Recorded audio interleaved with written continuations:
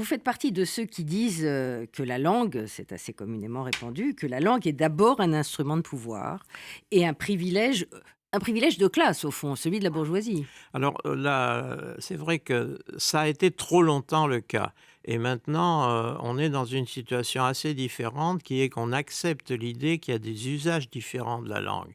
C'est-à-dire qu'il y a un usage académique, il y a un usage, qui est, élevé, il y a un usage, mais qu'il y a aussi des usages populaires, des usages régionaux, des usages hors de France, les Belges, les Suisses, les C'est-à-dire que le Québécois. français pur, ça n'existe pas? Le français pur, c'est une abstraction, mais ça n'existe pas dans les faits et en tous les cas, ça n'existe pas dans la société. Alors la langue des quartiers, c'est une langue qui est faite, d'agressions ou c'est plus profond que ça, une révolution culturelle et politique du Je langage? pense que c'est une, révolution partielle seulement parce que c'est une affirmation de soi-même, pour être à la fois, se comprendre entre soi et être pas complètement compris par les autres. Donc il y a une attitude qui peut être une attitude de génération plus qu'une attitude sociale. Parce que vous savez, quand un mot nouveau de Verlan, par exemple, apparaît dans une banlieue, quand il passe dans les cours d'école, c'est fini, c'est plus du tout un clivage social, ça devient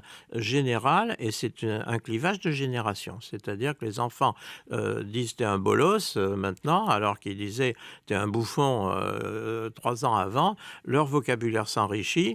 La différence, c'est que bouffon vient de très loin, alors que bolos a été inventé récemment et que d'ailleurs on n'en connaît pas l'origine, mais on en connaît l'origine au point de vue social. Bon, voilà un mot nouveau qui est cocasse, qui disparaîtra probablement assez vite et ça se renouvelle très, très vite.